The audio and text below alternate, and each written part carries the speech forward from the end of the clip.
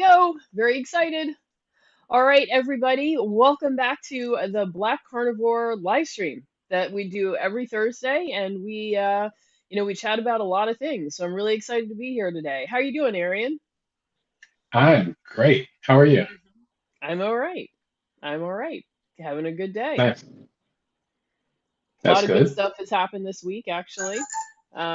So yeah, and despite a terrible start of a terrible decade, it's been a pretty good week. Yeah. Yeah. In Yeah, I fact, guess it has been. I just learned today about Biden like wiping out $50,000 of student loan debt. Um, Really? that was one of the 17 executive orders that he signed on January 20th. So you got to Wow. call your student debt, your student loan debt people and check $50,000 because I was like, "Oh, so that means I owe just a couple $100 now. Let me Oh, go that's check on that." awesome. Yeah, Yeah. it's very awesome. Yeah, I So, gotta bug everybody. I know. Tell them to call. hmm What is it? Sally What's the? Mae, Navient, whoever, I don't know, Yeah, all of them. Yeah, that's great. yeah, it is. So, yeah, there's a lot of things happening. I also learned that the I think that the moratorium on evictions has been extended to September. Yeah, So, I think so. yeah. So, it's pretty, I mean, of course, this is, obviously very helpful for people who were, out of work and not able to keep up with rent and stuff. But when this all eventually comes to an end and we have to like right the economy, like, I'm fearful about what's going to happen.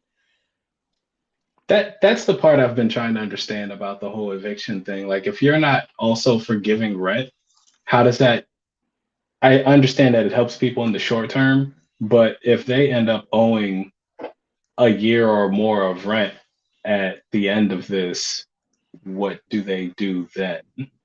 Like there needs to be rent forgiveness with that. I would, I think that's what's ultimately going to happen, and there's also going to be foreclosure forgiveness for the small property owners who also haven't been getting paid and who've had to pay for maintenance in the building and whatever else. So, yeah, I mean, when this like finally gets settled, like the effect of it is going to be like a bomb, and yeah, it really does make me fear for, I who knows? I think we don't come out as good as we went into this as a country. I I could see that. Yeah. I Yeah. mean, I guess the government can just print money. So maybe if they just give the money to the banks or give it to the landlords, I don't know, give it to the tenants, something. I don't know how it gets figured out, but it seems to me that's what's going to have to happen because there's no other way to fix this. Hmm. And even still, it's still, there's still going to be people who lose out and who, it turns out to be really bad for. So I don't know. Yeah. In any event, we're not there yet. So each day that we're our top side and we are walking around and feeling healthy and well, let's be thankful, right? Right. Yeah. Yeah, Could be a lot worse, whatever it yeah, is. yeah. So that was it for current events. Let's dive right into today's topic. I didn't mean to like start such a downer conversation. I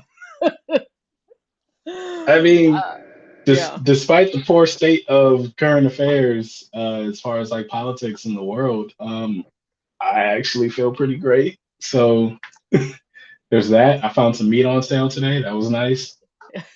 That's always a good deal. It's always awesome. I Right. finished the last of my fat trimmings, so I was very sad about that. I Wait a know minute.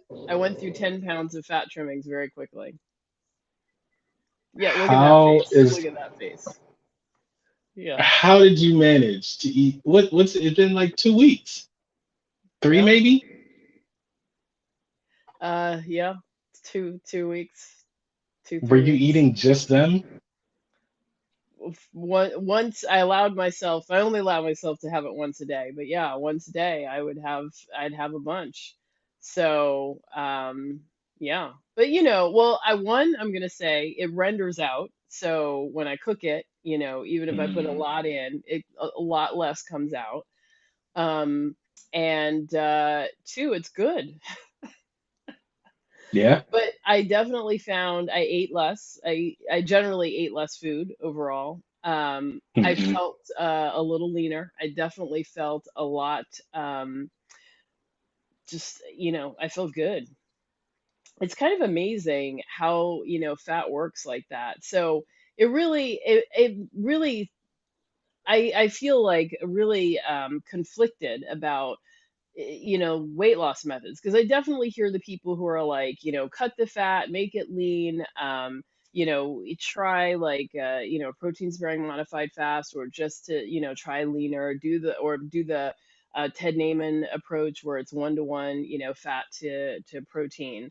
But I definitely feel a significant difference in my brain and mood.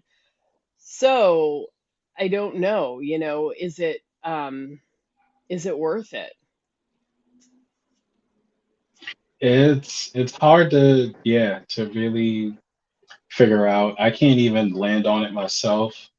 Um, like I can't land on one side or the other. I think part of it seems to be that I I just really feel like this might be one of the places where men and women are different. And Mhm. I see so many of the carnivore influencers that are men saying low fat. Mhm. Like Ted Naiman is, trying to look like a bodybuilder, and he's using bodybuilders as his like Mhm. evidence to say that you don't need a lot of fat and it's all just protein Mhm. versus energy, and you just need low amounts of intaking energy, and then you will lean up and feel great and whatever. Mhm. And I feel like then there's a bunch of women who say like the exact opposite, like that does not work for them. They're miserable when they eat low fat, Mhm. and they feel a lot better when they eat higher. Mhm. And I anecdotally, at least for myself, can say um, I feel better on higher fat. Mhm. When I'm lean, I feel like I'm eating all the time and I'm never satisfied. I never feel like oh, I ate enough and I'm just happy with what I ate and I don't need to eat again for like the next whatever. Like if I try to eat, like, say if I tried to eat sardines like as a meal, it would be terrible. I'm sorry. I just cannot get myself to be excited about sardines. But yeah, I mean, yeah, I can't get excited about sardines. even when you eat them in oil, or do you not get them in oil? Oh, I don't get them in oil because it's never a decent oil. Mhm. Mhm. It's always something that I don't want to eat. Like the best I can find is like olive oil, and I don't want to fill up on that either. So I get them in water when I buy them. Right. Um, so yeah, like if I tried to eat just those, like I had on my fridge, like I have this like a whiteboard that's a grocery list on my fridge, Mhm. and I put down canned fish, and then every time I go to the store, I'm looking at the canned fish, and there's nothing that has fat in it. Or if Mhm. it does, it's because of the oil that it's packed in. The fish Mhm. itself has no fat on it. And Yeah. anyway, that's an aside. But if I tried to eat a meal that was just sardines, I'd probably be hungry like 2, 3 hours later. Oh yeah. Versus I had I had a lean chuck steak, but I also put a decent amount of trimmings with it. And I did not cook those trimmings really hard, so that was a lot of fat that I was eating with Mhm. that Mhm. steak. I feel great now. All I feel like is every once in a while I want a sip of water, and that's it. And I'll probably be fine for the rest of the night. Mhm. Yeah. Nice. Okay. So So yeah, I think higher yeah. fat is helpful for a lot of people. Yeah. I mean, I feel like the lower fat is maybe, the people, the guys who are already lean and they're trying to get really shredded. may have to go that extra step in order to do that. But if you still have, a fair amount of weight to lose, you may not need to do that. Hmm. You may need to do something weird and wacky when you get close to your goal weight, but you don't have to normally. So I don't know. Those are our 2 cents, and as our community grows and also matures in their carnivore journey, I think we'll get more insight on that and see what people are doing. But anyway, let's Yeah. dive into today's topic. So, the reason why I wanted to come back around on this, you guys remember when I had Florence Christophers on to talk about sugar addiction. So, she told us that she was doing this emotional eating summit, and it concluded, I think, on Sunday. And so, or I don't know, a couple days ago. So I ended up I joined and I watched the whole week, and she had about 5 or 6 people on each day giving a talk and being interviewed about emotional eating. And so it was actually a lot of talks. I definitely didn't watch anywhere near all of them. So it was like 5 or 6 for 7 days, so it was 35, 40 people. But there were some real gems there, and it really kind of made me think a little bit differently about emotional eating. And I think that we can bring some of the notes that I took down can bring a further insight to our approach on a carnivore diet and how we handle emotional eating. So I kind of wanted to just dive right into that. Can I share my notes with you, Arian? Yeah, that sounds awesome. And everybody. I hope you're all interested. Give me a thumbs up if you're interested, and please hit the like button and subscribe and click the little bell icon so you can get notification every time we go live. Um, okay, so the show. So this particular episode was actually with. Oh my God! Now, of course, I've forgotten to write the woman's name down. So there's a woman who wrote a book. I know, total flake, total flake. So there is a woman who wrote a book called Food Junkies, and her Dr. Vera Tarman is her name. And the book I got a couple of years ago, and it's about, of course, people who are addicted to food. She talks about food addiction, and she talks more specifically about processed food. Not everybody is where we are about sugar and Hmm. carbohydrates, but she's definitely about like no processed foods and really kind of limiting sugar. The cover of the book is like sticky ooey gooey donuts. I don't know why they would do that. For people who are struggling with sugar addiction, why would you put my very favorite food on the cover? So Right. yeah, that was definitely an annoyance. I actually thought that was really mean. But anyway, but her book was really interesting. It sort of helped me to begin thinking about food addiction. Now, the interview that she did with Florence Christophers this past week was specifically about emotional eating, not food addiction or sugar addiction. So let me dive right into the notes here. So first of all, she talks about the neurochemistry of food. So she says that addiction is the extreme, but food acts on our brains even without us being addicted to it. So so there's always some changes going on in the brain when we eat. So she says a lot of us are seeking relaxation and reduction of anxiety when we're um, so actually so a lot of us, when we're seeking relaxation and reduction of anxiety, what we're actually desiring is a boost in our serotonin. And the foods that actually make our serotonin go up are the foods that tend to make us sleepy. So things like bread and pasta and dairy. And Hmm. essentially, we're using those foods like an anti-anxiety pill. Um, Okay. Yeah. And then she says that and grains have an exomorphine effect. So they have a morphine like effect on the body. And it's a bit like taking an extra strength Tylenol. And there's an exomorphine effect in breast milk, and that helps calm babies. But cows, being bigger animals, have more of it.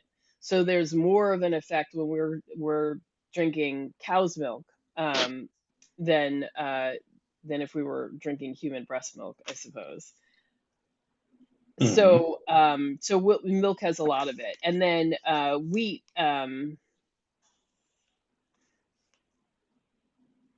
of course, has gluten, which has that same effect. So this isn't addiction, but it's an anti-anxiety strategy that can turn into an addiction for some people. Um, and so she talked about the three things that kind of get produced when we're eating. One, endorphins, which helps with pain relief.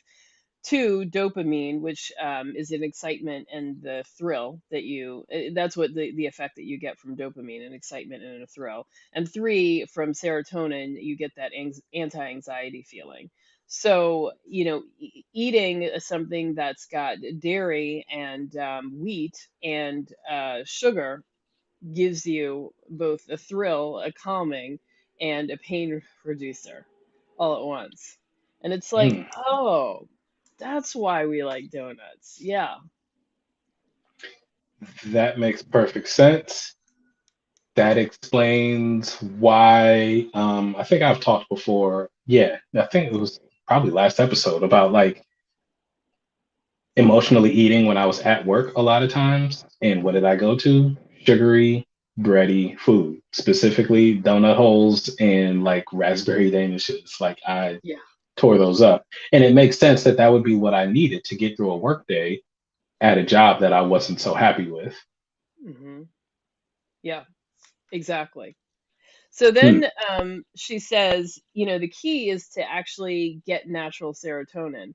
And the other thing that this helped me to understand as well is that emotional eating is normal, and it is not necessarily a compulsion, and it's not necessarily something that you are trying to eradicate. This is a human trait. Like, this stuff is in our breast milk, so you're experiencing this from birth. So it's okay. The question is not whether you're going to emotional eat, it's whether you're going to emotional eat 20 times a day or twice a week, and to Mm. what extent you're going to do it. And she was making it clear that some people take it so far that they then have a sugar addiction, or they have a food addiction, and sugar is a part of that, but there's also just an emotional and behavioral part of that, because you've got these other endorphins happening. But then um but you can do it without it necessarily becoming this terrible uh, a problem that you can't stop and are compulsively doing all the time. So if you get to the Mhm. point where you're compulsively doing it all the time, you may, need further assistance. But, for others, like, it may be just, you've got to understand like what's happening, and then use every opportunity that you feel like getting something to eat to ask yourself what's happening. Why are you feeling some distress? And so, oops, I'm hitting my keyboard. Wow, we're getting some people liking what we're saying here. So, let's see. Mr. Gavel loves it. Gotcha. Oh my God. And you got your Black Carnivore t-shirt today. Yes. I'm so excited about that. Nice. I know I've got to start wearing mine. Um, and wheat, sugar, and dairy. Yep, those are the things that get us, all wrapped up. Okay, so let me go on. So she says that the thing that we have to do is to get natural serotonin, and the question is how. So her Hmm. answer is, the way that serotonin is usually produced is through connection with people. So it's the relationships with other people. Dopamine, I think, is more like when you're scrolling through social media, like the idea that you're going to hit something or see something new or unexpected. That's what kind of that tips that dopamine for you. But to get that the warmth and comfort that comes that serotonin provides it really comes from connection with other people. So so one of the things she said was that emotional eaters often had a deficit in nurturing as a child, and this doesn't necessarily mean trauma or like you had awful parents. It could just be your parents were working or something happened and they just didn't happen to be there, and or you just might be a more sensitive person that just needed more than others, and that's it. So it doesn't even have to be anything very dramatic, although some of us have had very traumatic childhoods. Right. um but that really got me thinking about I mean, like I've told you, I went to one of these private exclusive girls schools since I was in kindergarten. That was a very white and not really not safe environment for for black kids, and and I was there since kindergarten, so I definitely felt like I was traumatized a lot, and I did not like my school at all. Yeah. um mhm Yeah. And I think that makes sense. I feel like with most people, um, you find out as you dig deeper that like it's never just an eating problem. It usually reaches back to something in childhood, something that they're not happy about, that they just haven't really dealt with. And that, huh. So this is interesting because I know that, and I don't really have the connection yet. I'm just putting things in places and eventually they'll come together in my head. But I know that like one of the first things that a baby needs and one of the most important things is to be held. mhm And like they need that connection from the very beginning and they need it through all of childhood. Um, mhm and I wonder if like not getting that puts you in some sort of deficit where now you're, as an adult, you're more likely to be looking for that. And food could be one of those places where you try to get it. Yeah. I mean, in those extreme situations like foster homes or orphanages where you have babies who they don't even, like they have to have somebody come in and like hold the babies, because if they don't do that, like it causes massive problems for them. Like they don't grow up normal at all. And Hmm. yeah, it really is a big deal. So yeah, yeah, we need comforting, we need we need not nourishment, nurturance. That's the word I was looking for. Yeah. Um, so then the other thing she says is we have to figure out how to repair our need for connection.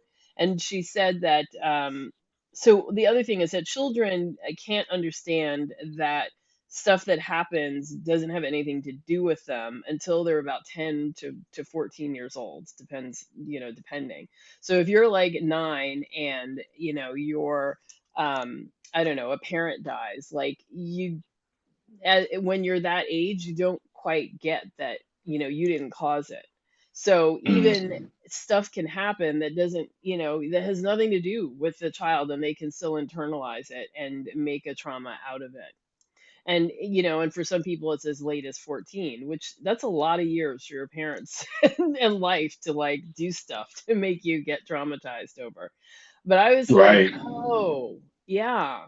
So, yeah.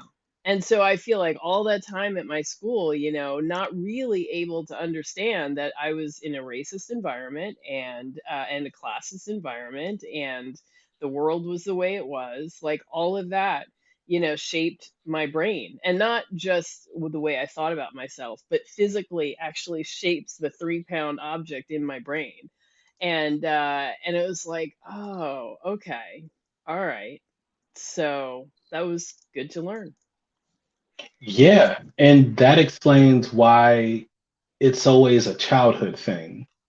Hmm. It's pretty rare that you see somebody who like you talk to them and their issue is like a thing that happened when they were 18. Like, not that that Yeah, doesn't happen, yeah, but if it feels like my perception is people get over things that happen later in life a good amount easier.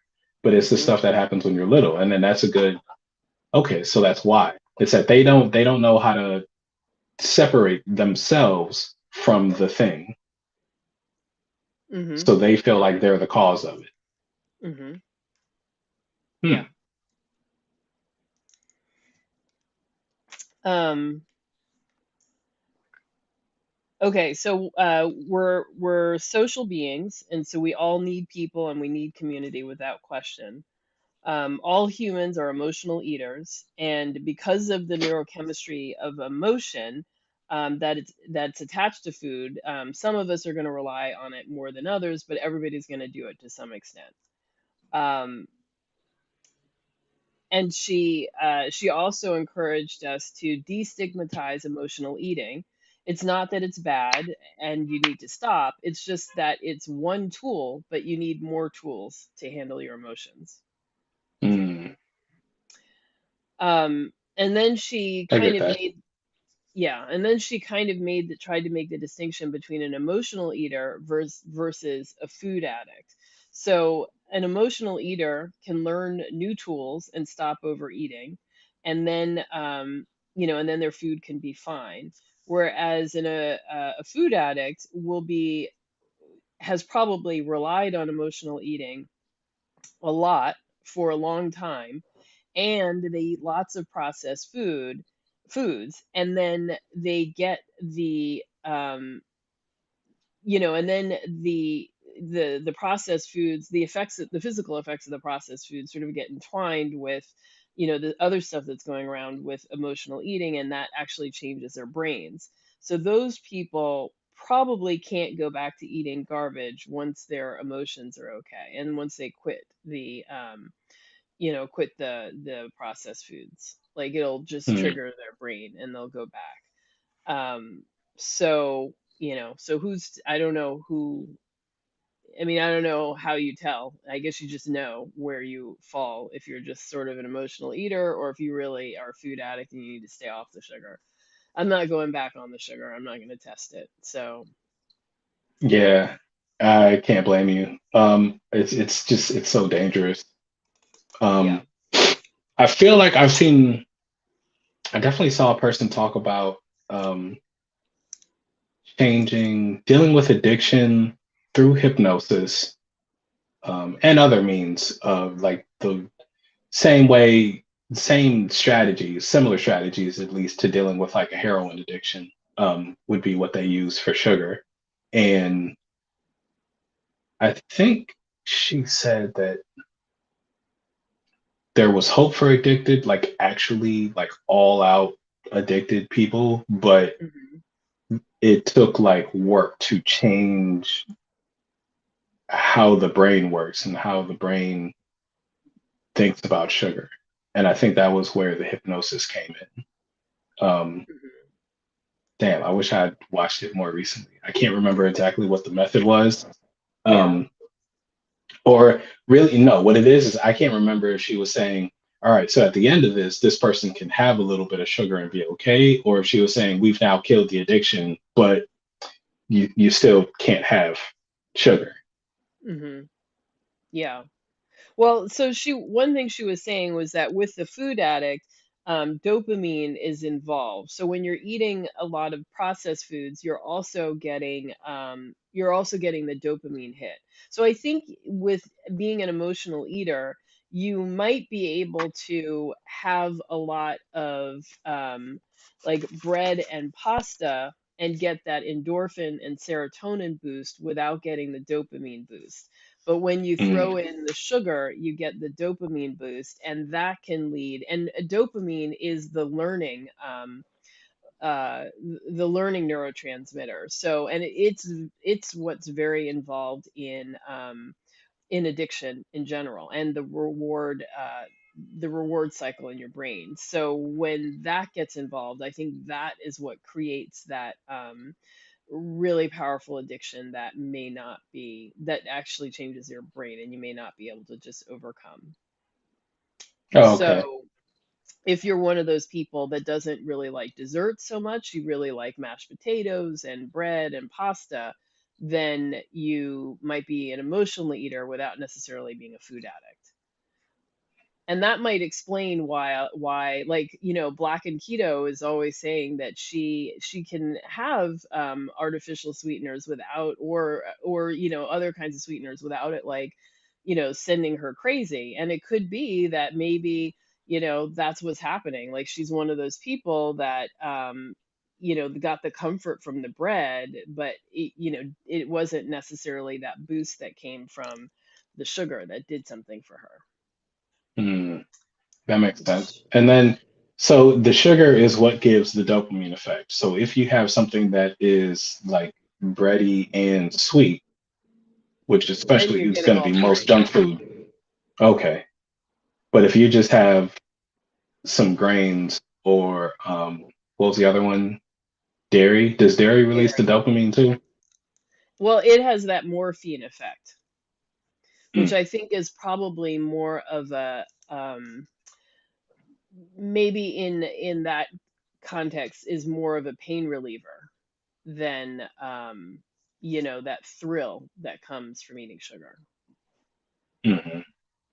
So the But main thing is this. listening to this, it was like, oh, there's a lot of detail to this that no one else talks about, like to the brain No. chemistry of food.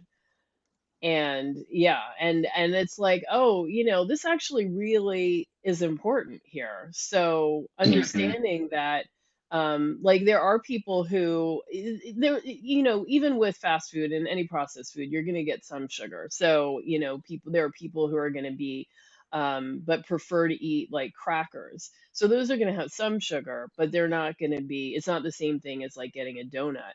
But I think if you look at what your favorite go-to thing is, that might tell you a little bit about what it is you're looking for.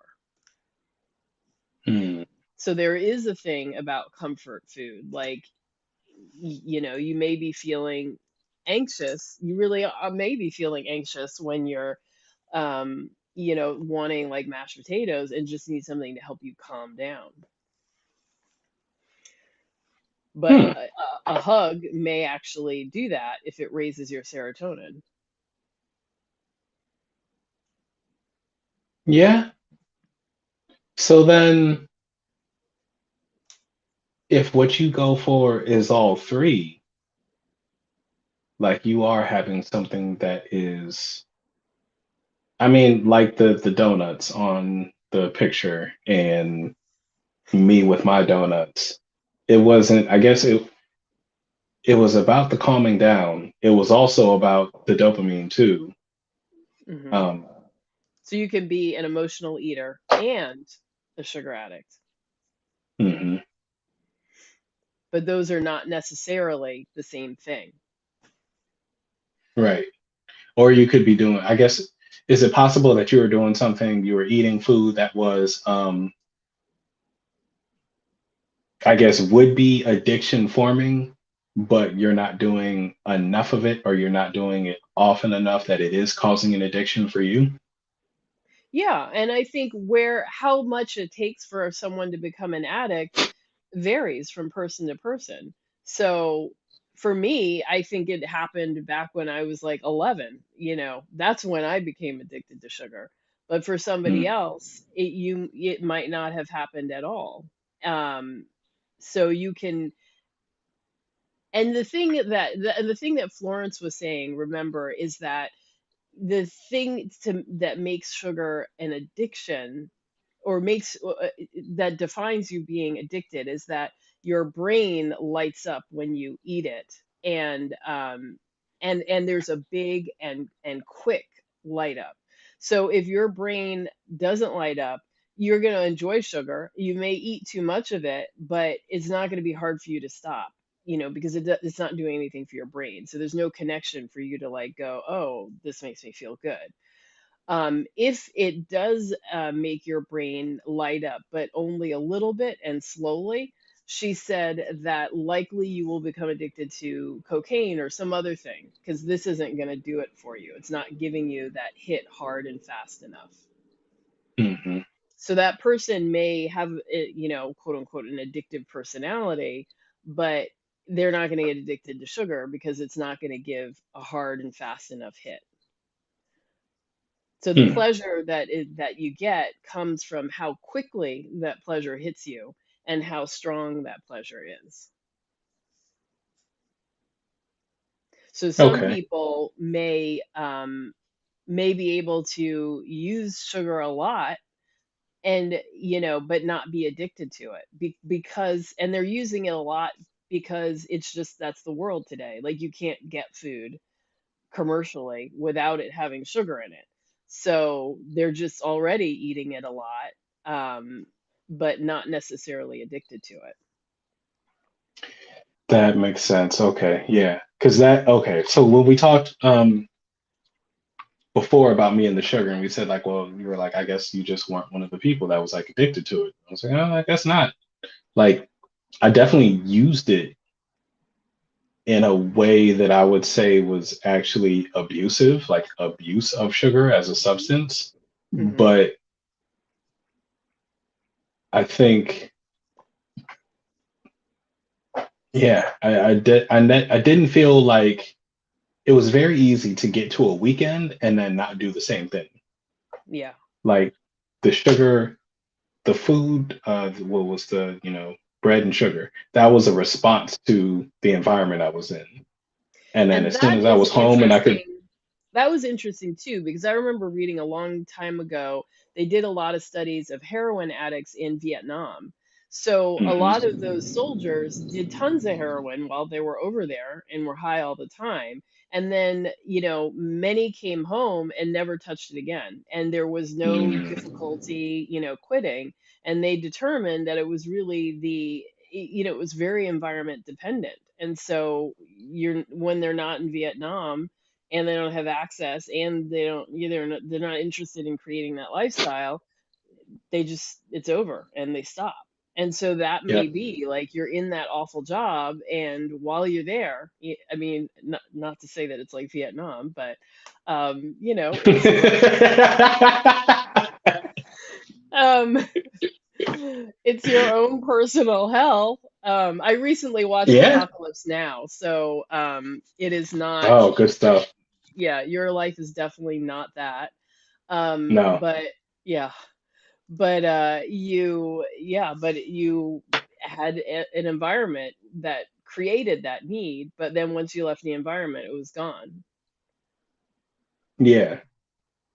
Again, a Mm. sign that perhaps you don't have a biological addiction. That was an emotional response. Hmm. Yeah, it very much felt that way.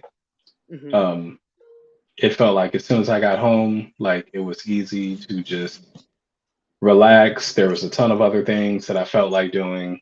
Um, and I could get happiness out of any of those. I didn't need to,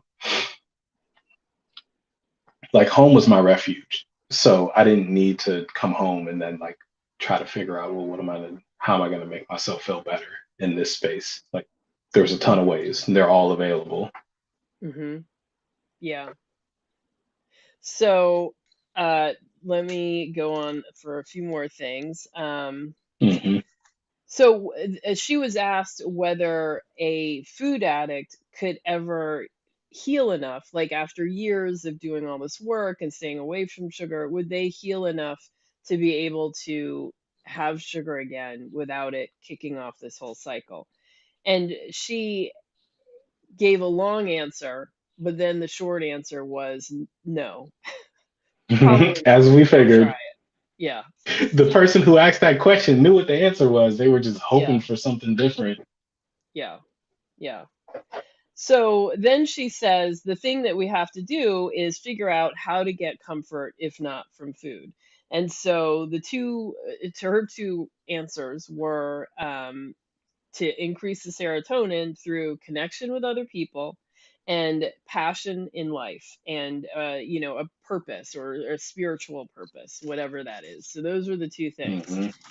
And I thought, okay, so, and then she said, obviously right now that we're in have the social distancing and quarantine and all of that, like connecting with people is super hard, and being connecting with people virtually is not the same thing as being in the same room as somebody. So, Nope. yeah, so that is a challenge. And that is why she said that is why, this last year, like it has been like a worldwide problem of people like emotional eating, gaining weight, because all of our usual strategies are gone, and we just are not able to get what we need, and we have to come up with another solution. So she didn't really have a solution, but she was like, so you have to figure it out, but that's what you need to have.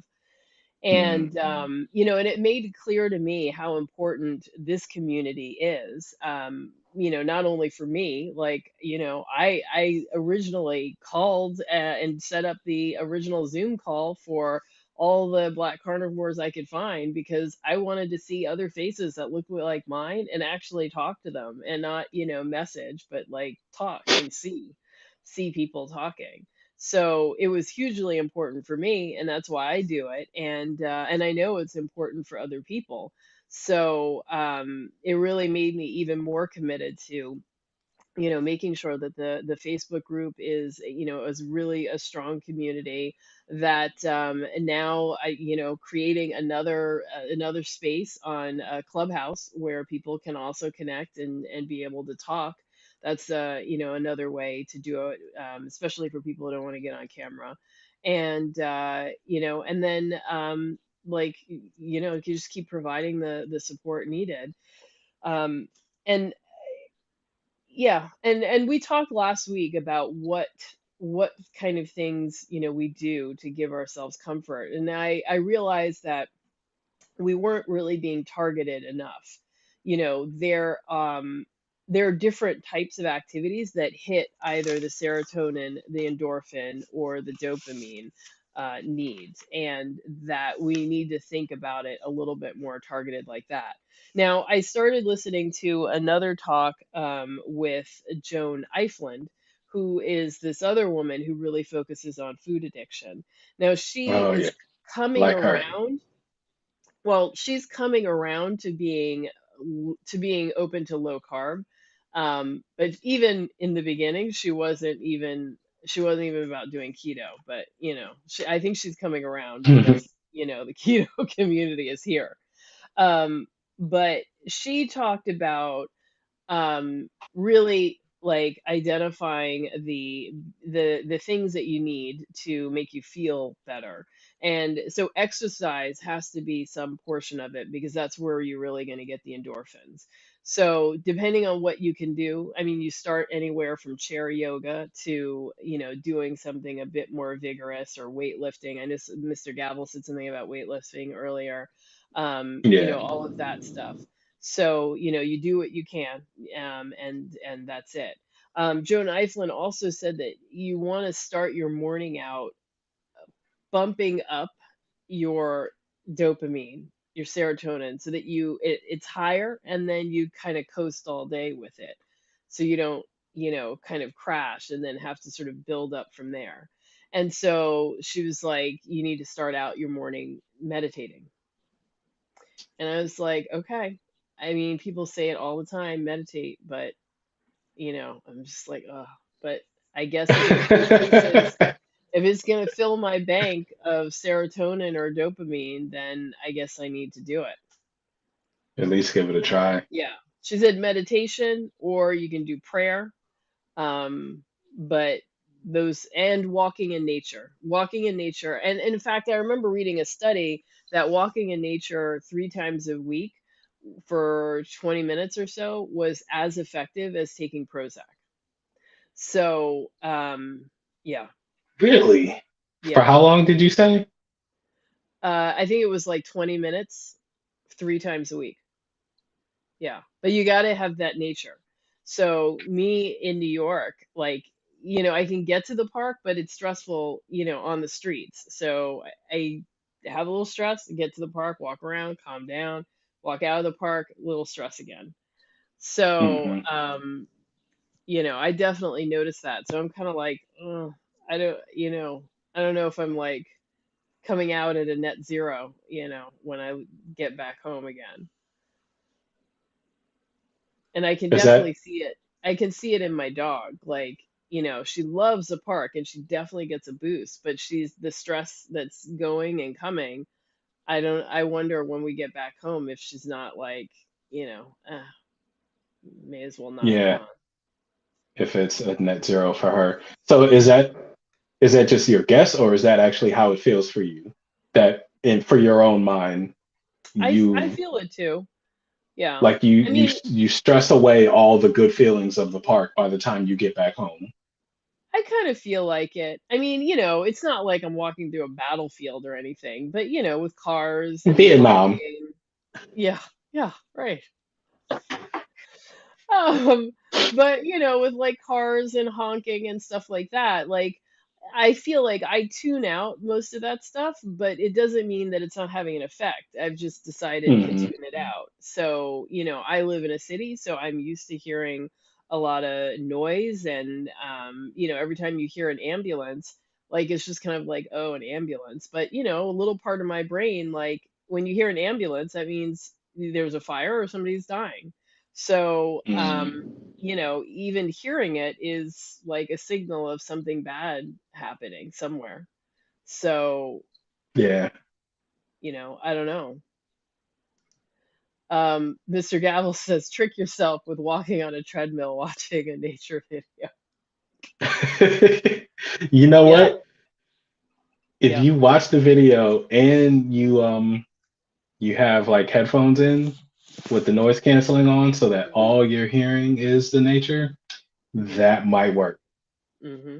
Hmm.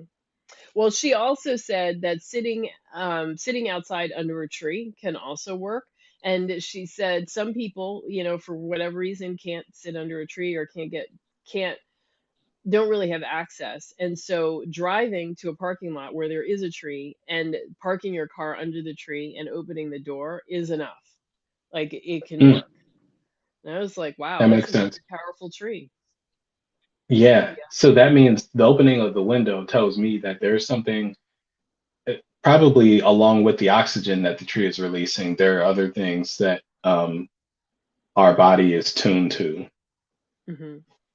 Well, at the risk of sounding very woo woo, the trees have a vibe, and I can feel it when I'm sitting under. Like I have a few favorite oak trees in the park, and they definitely, they have a vibe. So You and those trees hanging out. yeah, yeah, I very mean, much. that makes sense.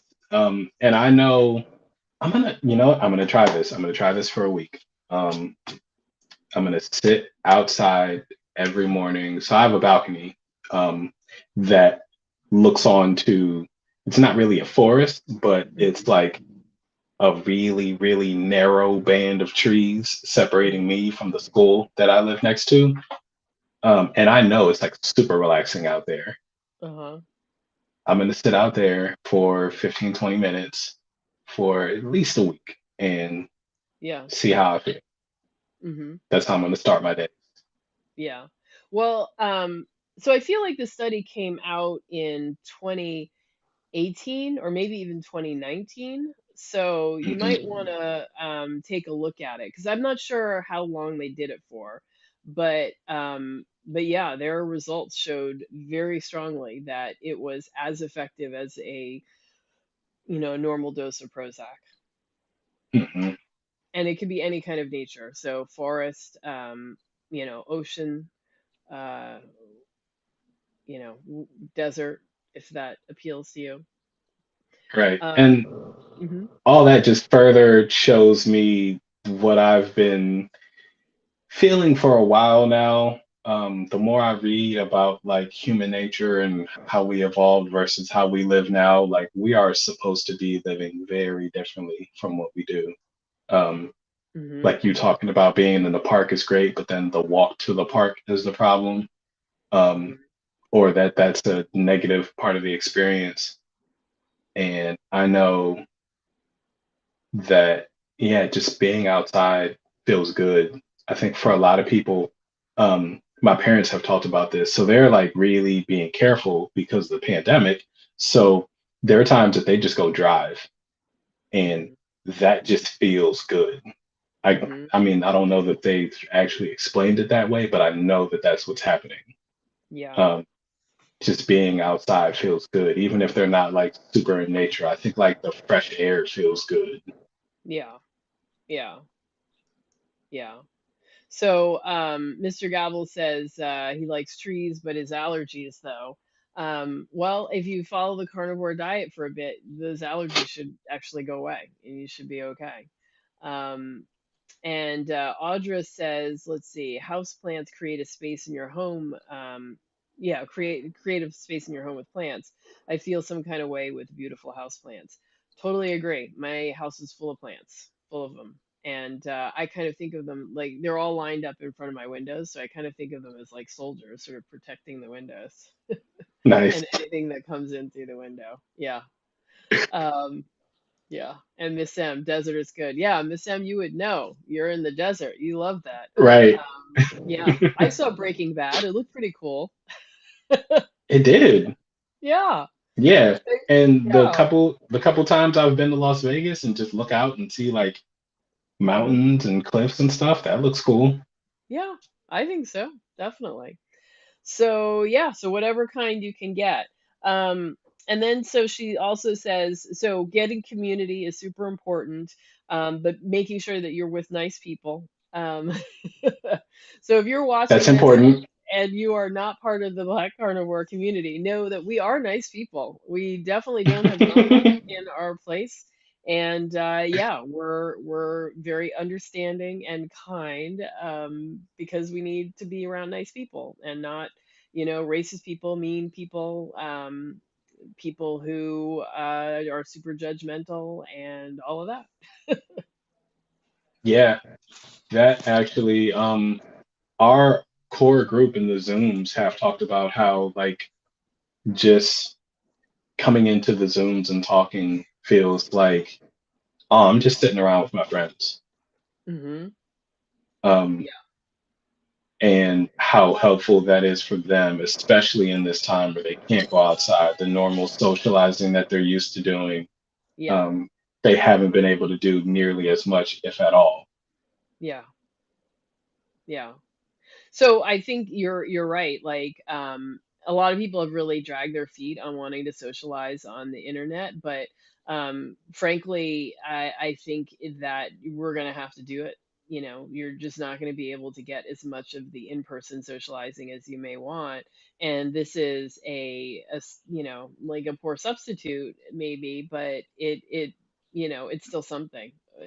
So it is important to do this. And so those of us who have gotten active on social media over the last year definitely have, a leg up versus some of the other people who've really been struggling. Yeah, yeah. I Uh, think I understand the want for in person. I know like it's very different for me. Um, actually seeing and talking to a person and versus like just being online. But I still, at least now that we have video chat, I think this will be different if this were the year 2000 and all we had was being on the phone. Um, that actually sounds awful. yeah, Like if I couldn't see you as I'm talking to you, yeah, yeah, I don't think the connections wouldn't be made. yeah, At least for me, they wouldn't. Like I need to attach a face, I need to see expressions and see the laughter as I hear it. Um, hmm, in order to actually build that connection. But now that we have that, yeah, I think people are missing out if they're not doing that. If not with us, then with somebody. Like a lot of people have like family Zooms now since they're not getting together nearly as often as they used to. I think that's great. And I hmm, think it's necessary. I know I feel actually closer to some people in my family now. Like I see my parents every week. That's easy. But hmm, my brothers live 2 states away. I see them more now in the Zooms than I ever saw them when yeah, we were meeting in person, but it was only like 3 times a year. yeah, yeah, And I feel closer to them now. yeah.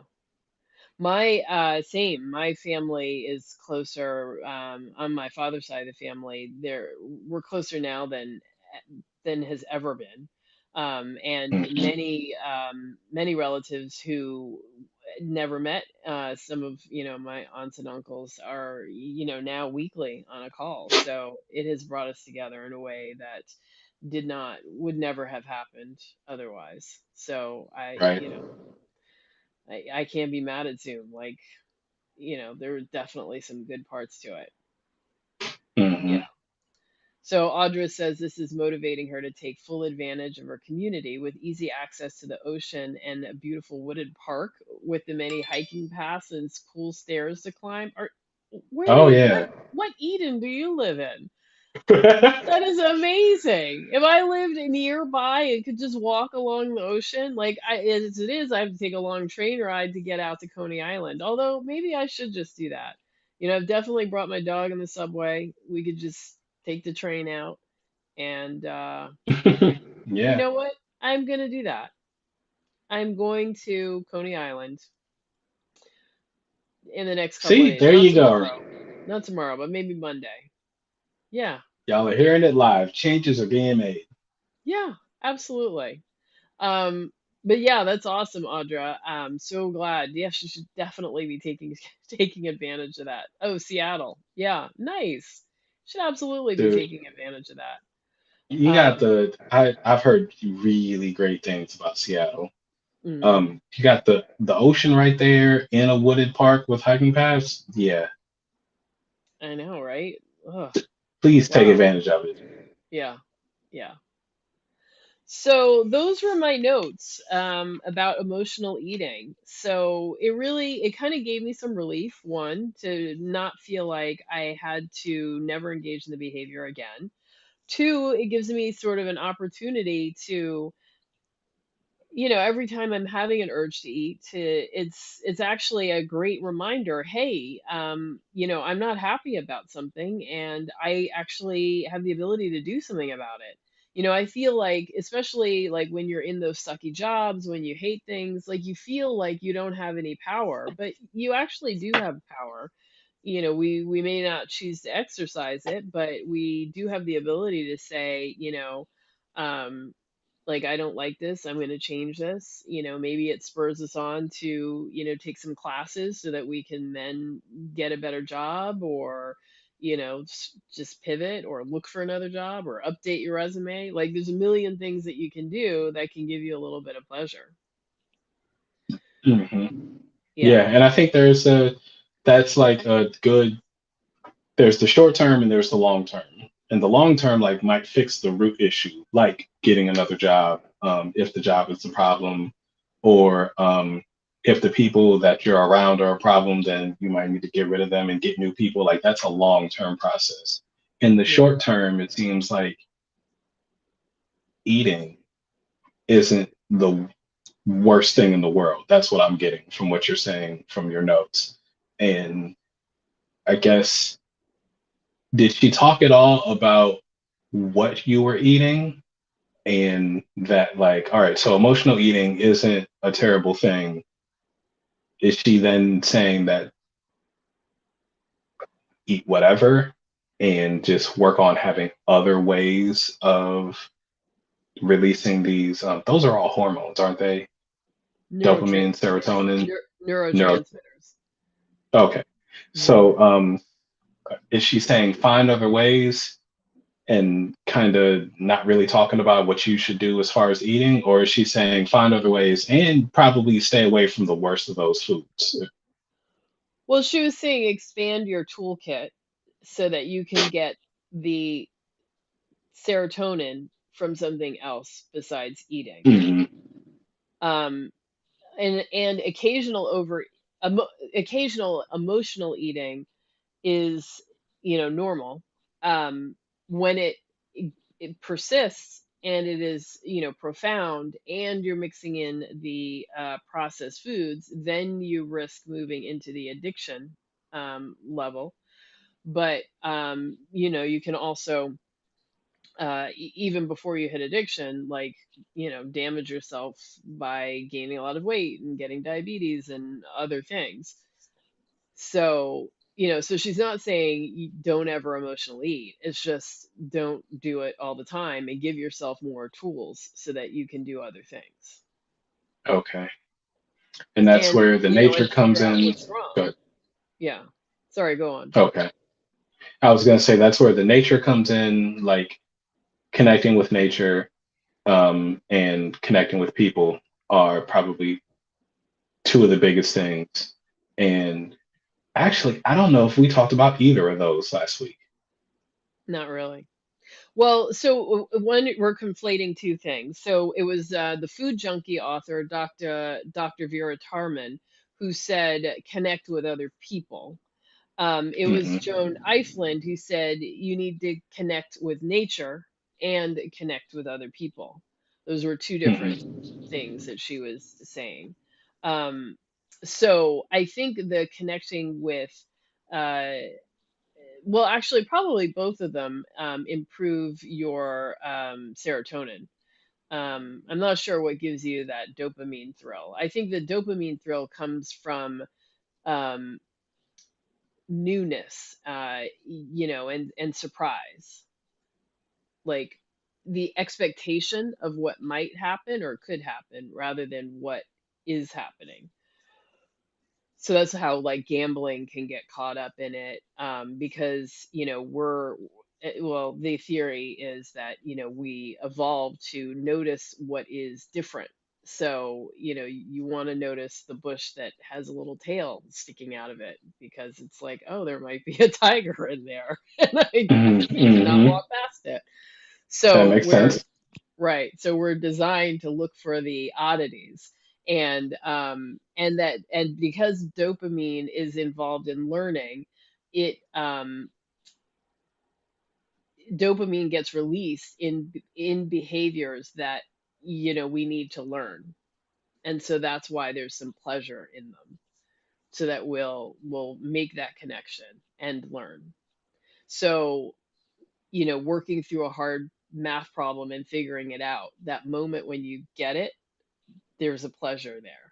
Or for Hmm. me, like when I'm doing a crossword puzzle and I'm like thinking and thinking, and that moment where the idea comes to me, it's like you're sort of flooded with that good feeling. And that's dopamine.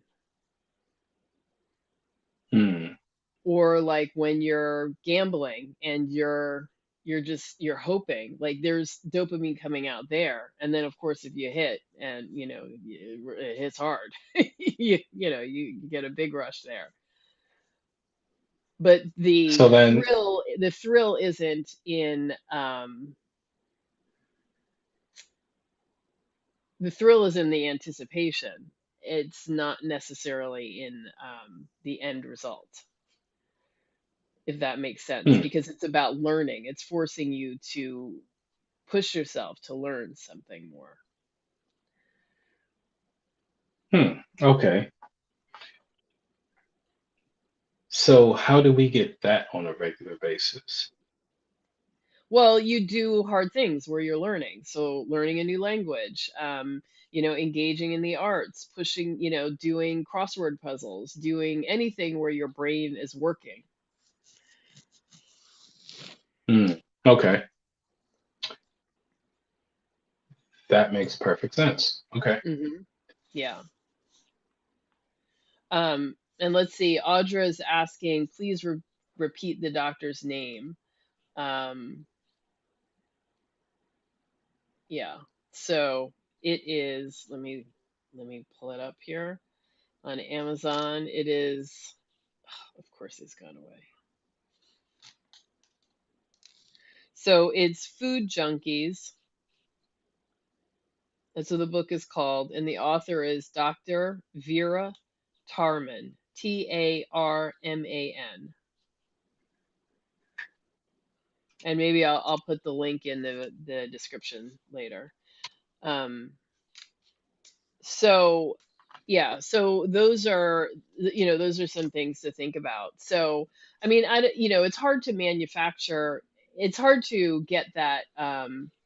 For me, like with crossword puzzles, it's hard to get that moment, where you've been struggling all day trying to come up with like the answer, and then suddenly it hits you. Like you can't. make that happen. It just does happen, or or it doesn't. Um, you have But to don't get you like, feel good? yeah. Like, even if it wasn't that hard, don't you still feel good when you solve the puzzle and you finish it? No, it has to be a certain level of a challenge. Hmm. There has to be some Maybe you got, challenge to it.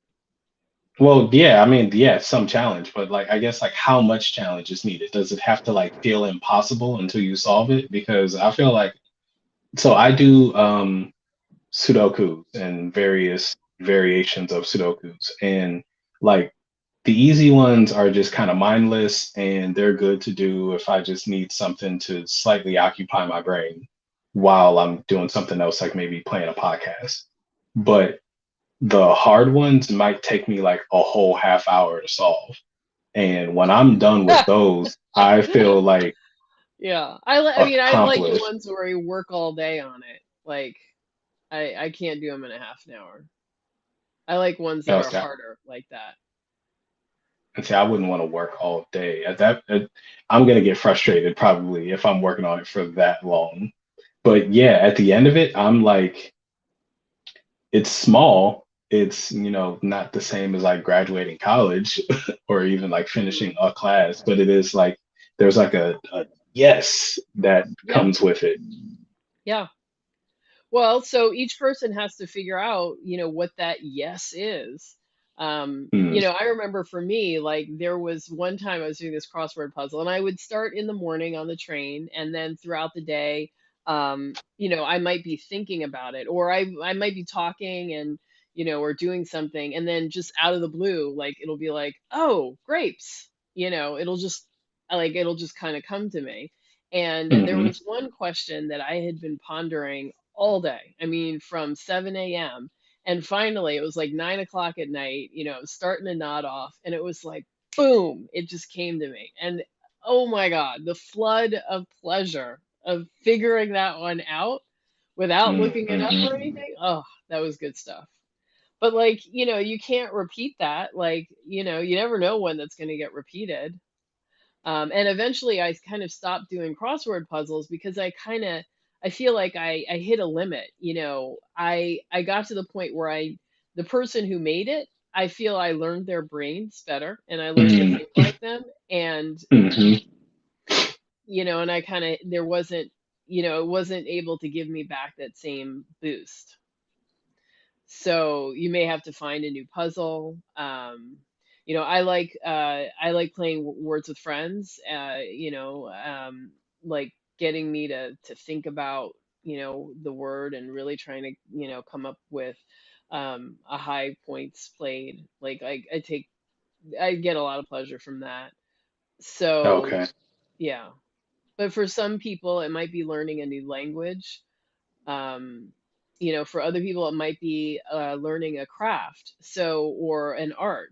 Um, like when I draw and paint, like it's actually a pretty involved mental process. It's not just looking and your hand moving. There's a lot of thinking and um, interpreting what your eye is seeing and getting your hand to reinterpret it on a piece of paper on a canvas. So it's actually a pretty rigorous mental process.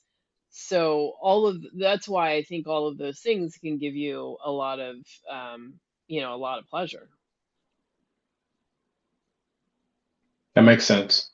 And I imagine with painting, probably different than a crossword is it's probably easier to modulate the level of challenge. Like, Hmm. say you start off and I have no idea, so please don't get offended. But like, I normally see people starting off painting just doing like a piece of fruit or a bowl of fruit or something. Hmm. And maybe eventually that becomes easy for you. And then you just pick a more complex thing or something that's so different from fruit that now it's like a whole different challenge. Hmm. Yeah. Yeah, I think so. And I feel like I get these ideas about things I want to create, and then I start doing it, and it's like way beyond my skill level. So Yep. yeah. So like I struggle. I really struggle. So I've kind of flip-flopped between like, there's lots of artists online who do like a paint along, and they'll paint and they'll come up with an image to paint, or a composition, and they'll paint with you. And so you kind of go along together, and they show you what to do. And that's kind of fun because then I don't have to think, and I'm just kind of following along. And my technical skill is good enough to do that, but when I also have to think Hmm. about what the composition is, how to set up the size of things, think about how to represent things. I think probably the most important thing in that I'm finding, for anyway, in art, is that you kind of have to figure out what is worth recording and documenting and drawing. So Mm. if I look out my window, there's an interesting cityscape, but there are so many things that you're seeing, and not all of them are necessary in order to convey a city street. You know what I'm saying? Right. So when you're looking out at real life, you have to be making those decisions about what is necessary to get across the concept without just fatiguing the eye. Or, when a person looks at the painting, then, you have to adjust what you're representing so that people know what to look at, and where the eye should go. And so when you're doing a paint along, someone else has done all that for you, so all you're doing is just sort of copying, which is fun and relaxing. But it's not as much work. But then you do the other part, and for me, like, I'm now jumping to trying to do something that's way too complicated or complex for my skill level, and then the whole thing just looks like a mess. So yesterday I was like, oh, I had this great idea, and it was like it did not it did not turn out like what I wanted. So, I paint over it and start again and do something different. Um, but in any event, those are passions. Those are activities that can really captivate you. Those are the things that can help you get into that flow state. I'm sure you've all heard of flow. um, that's a great state for your brain to get into, and that's how you do it. Okay. So when you play your So video games, that's one way that you get into flow. Maybe when you're doing your Sudoku, that's another way you get into it. yeah, definitely both of those. Hmm. So I can get And into it with then, painting. mhm. So I, Okay. kind of was feeling, I mean, painting is an expensive hobby, and the materials are not cheap. And so I've been feeling bad about spending money on that. But then it's kind of like, this actually is really important for my brain, and I can see a significant difference. And Mhm. you got to get serotonin and dopamine from somewhere. And it's like, am I going to get it from a chocolate bar, or, some street drugs, or the art store?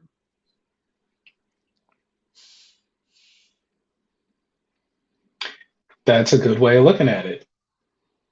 And then that means that at some point you are going to pay in some way for your happiness. And you basically your decision is like, how destructive are you going to go Hmm. in what you do?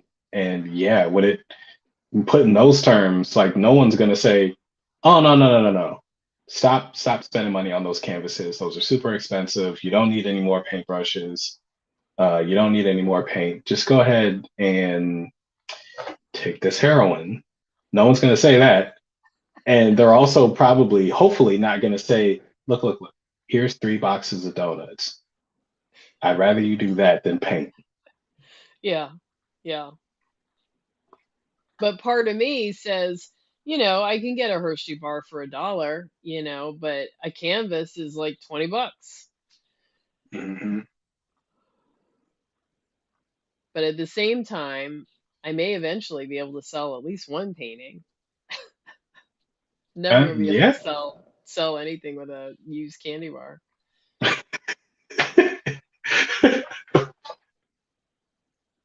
No, no one's buying your used candy bars.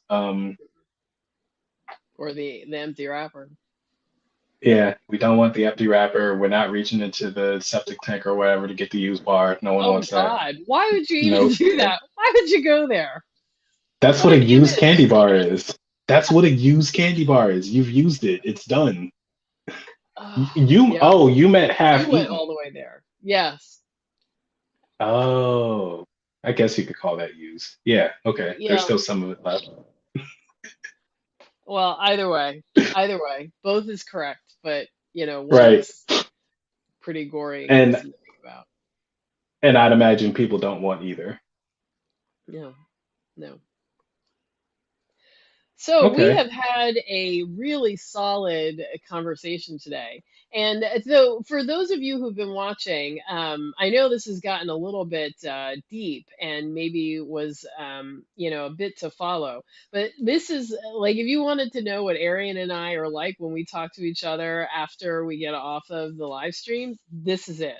This is Yeah. exactly the kind of conversation that we have, and we try to figure out, all of the things that, like, plague us.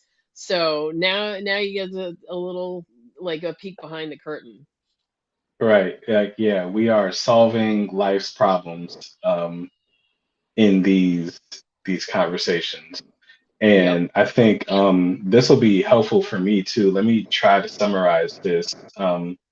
In emotional eating, we are obtaining obtaining endorphins, dopamine, and serotonin. Um, the endorphins are like pain relievers, right? And the dopamine is that like high, pleasurable feeling that comes from like accomplishing something really hard, doing something new. Um, and the serotonin is an anxiety reducing feeling. It produces an anxiety reducing feeling.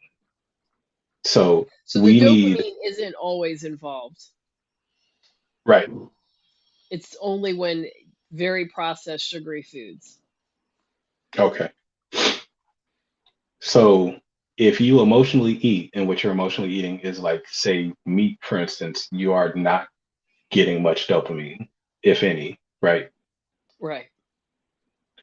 So we need to find emotional eating isn't bad, but we need to have other ways of dealing with our emotions along with eating so that it's just one of the things. Like the way Audra put it was that expand the tool set instead of beating yourself up about overusing the tool. So one of those things, one of the suggestions, and I can't remember who it came from, but it was to get out into nature, connect Mm-hmm. with nature. Mm-hmm. Another suggestion was to connect with people, build community, and um, interact with them, which is hard during a pandemic, but it's still possible um, to at least get some of that, if not a lot of it.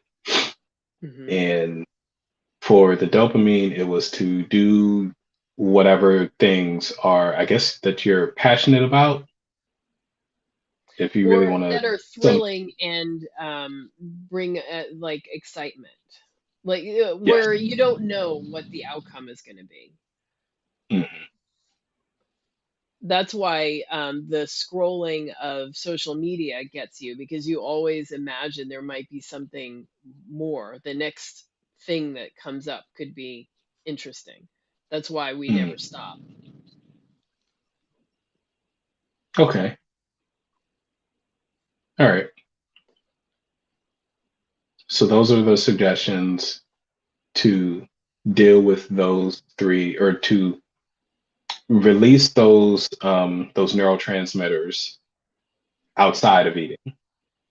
Well, Dr. Tarman was saying the most important ones are, the one is the serotonin when it has to do with emotional eating specifically. The Hmm. most important thing is to get the serotonin, and that comes from connection with people and also with your passions. Okay. Um, the endorphins you can get from exercise, although, why do it when you can eat something and get it? And then the dopamine, if that's probably mixed in when you're also dealing with food addiction because you're eating a lot of sugary foods that have, um, uh, that have that biological effect on the brain. So she helped, that talk really helped me to understand that there is a difference between a sugar addict, emotional eating, and perhaps overeating. So I'm not sure that you might overeat steak. It's kind of, or I'm sorry, emotionally eat steak. It really would be like breads and dairy that's going to give you that, that numbed out and anti-anxiety, drug-like feeling. I don't think Mm. that steak will do that for you. Not usually, no, but there are some carnivores who I feel like are chasing a high. Hmm. They're they do it, and you find them because they're eating weird things. Like people talk about, no pun intended, high meat and the feeling that they get from that. Yeah, yeah. And if you don't I know what I high meat almost is, wanted to just try because I was like, if hey, a good high, why not? From rotten liver. I But anyway, mean, crack and marijuana are cheaper and probably much easier to obtain than high meat, and definitely don't stink as much. But I I am quite certain I could put my hands on some crack easier than I could high meat. Yeah, yeah. yeah. So, but I feel like the carnivores who do that stuff, like they're into the high meat now, or they're like, oh, well, have you had raw steak? Or now that it becomes like, well, have you had raw liver? Like they're constantly looking for um this feeling of like fulfillment from Hmm. food, not just like, oh, I ate something really good, but like it Hmm. sounds like a high the way they describe it. And Hmm. I've had that high from food a couple times, but I feel like the tolerance for that is built up really quickly, or something else is at play because it's hard to get it back.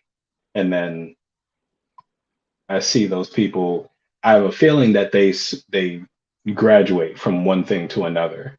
Hmm. Like the fatty steak doesn't do it anymore. So then it's liver, then it's raw liver, then it's the high meat, and I don't know where you go after that. I'm scared to think about it. I don't know. Well, one thing that Dr. Eiflin said, or Joan Eiflin said, you need to be concerned or be aware of, is that not eating also creates a dopamine high. And so people who are anorexic, like, will get that. So you kind of have to pay attention if you're doing the fasting, and you have that dopamine high, you have that dopamine drive, that addiction. You might need to be careful about fasting. So Mm-hmm. I haven't yet, hit that high. So it's kind of like, wait, what? I imagine you have to do it for a while. I think I've seen people say that it takes like over 48 or 72 hours, like longer than one of those times to get to that point where you feel like extra alert and you do feel a high from I mean, I've fasting. definitely felt that, but it doesn't feel good enough to like not eat. Yeah, It's like, yeah, this is all right, but I could feel a little worse and eat. Like, this doesn't feel all that wonderful. So, but that may be why I'm not the person who's going to become anorexic because I don't get enough of a boost from not eating to make it right. worth my while. Yeah. And I've had people describe working out to me and the high they get from that, and I've never experienced it. I know. I'm like, I mean, it feels a little better, but it's it's not getting me out into the streets. No, No, no. no. Like the most I've felt has been when I'm done working out. That feels good. Hmm. Hmm. That like the sore feeling and the feeling of so the Accomplishment. soreness in the muscles I like, and yes, the accomplishment. The like I did that. I lifted all those weights however many times, and I feel great. Hmm. Yeah. Well, um, I will say that I do get a high feeling from like butter. So when I would do buttered coffee and stuff, but I think it's Hmm. because it's got the MCT in it, and that Mm. does make me. I was sensitive enough to that I could feel like it really was like drinking jet fuel, and it would just be like, "Ugh, got all this energy, like, and I'm not doing anything." Mm. Um, And, so if I had been going to work out, maybe that would have been fine, but I wasn't. So it was just kind of like, I feel like I'm standing on a live wire and I have no way to discharge all this energy. right. Yeah, you got to go, I don't know, fight somebody on the street or go to a gym or something. Hmm. Hmm. Well, I interviewed somebody, and this is going to be coming out in a couple weeks, but he said when he first went carnivore, like he just had all of this energy and he couldn't sleep, and eventually had to start working out because that was the only way to kind of be able to sleep. Hmm. Yeah. And So, yeah, oh, Audra says, I've never gotten a runner's high. I think my chances of seeing a unicorn is better than getting a runner's high. same here. Ditto. Ditto. Like Um, the people who are hardcore about working out and talk about how enjoyable it is, like they might as I look at them like they're growing another head. It just mhm. doesn't make sense to me. Yeah. Yeah. So I hope everybody watching that you've come away with this and like really kind of absorbed this information and it gave you some, more targeted ideas about how to, address emotional eating in your life. Yeah, I love the fact that it's normal and it's not weird and I don't have to eradicate it entirely.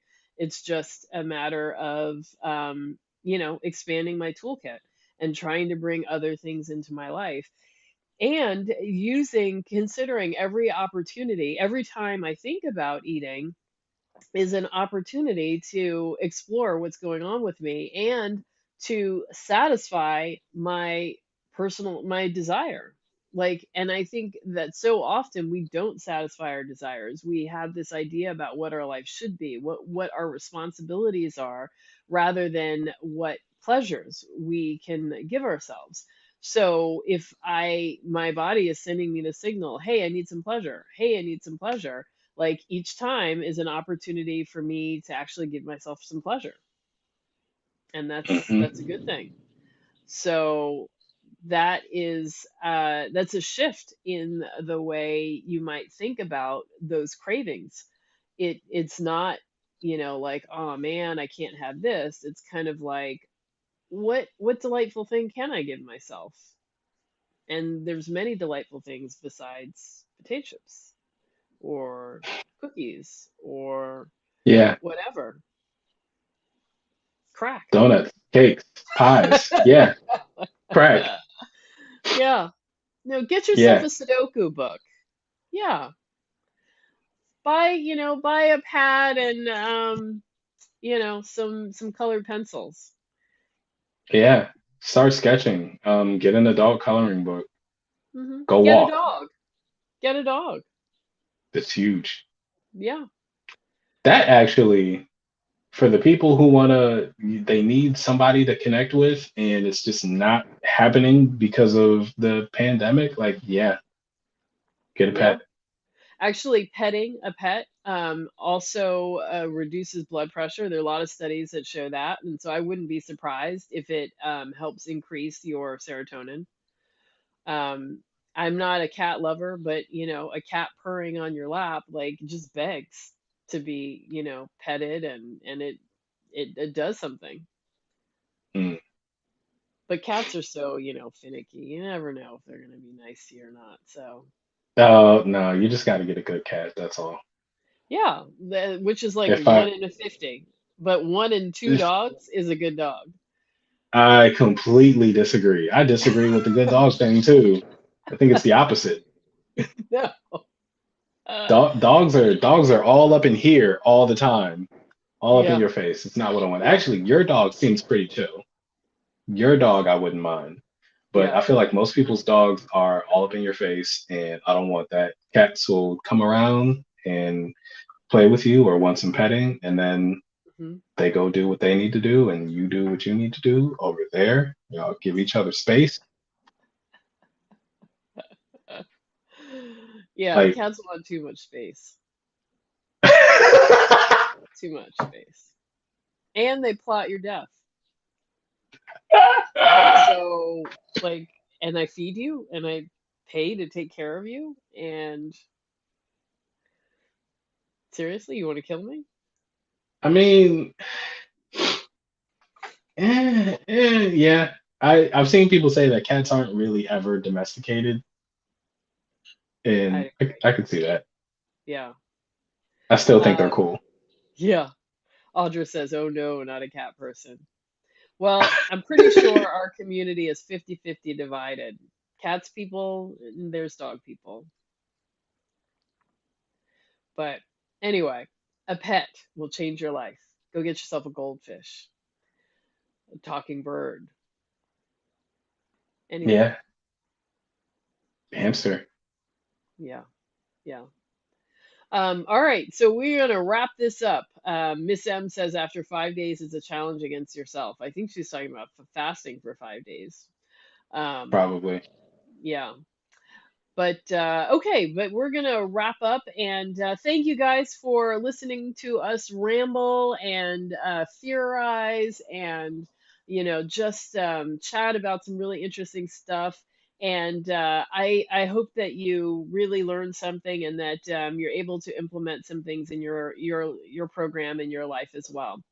All right. And so on Tuesday, and we're going to be premiering a video. And oh, and I'm starting to put out some small videos for beginners on the carnivore diet. So you'll be seeing those pop up over the next, week or so. But we have a video coming out next Tuesday, and I've got some more interesting stuff coming. So I'm very excited, and I'll see you all next week. All right. All Good right. night, everybody. Bye. Good night.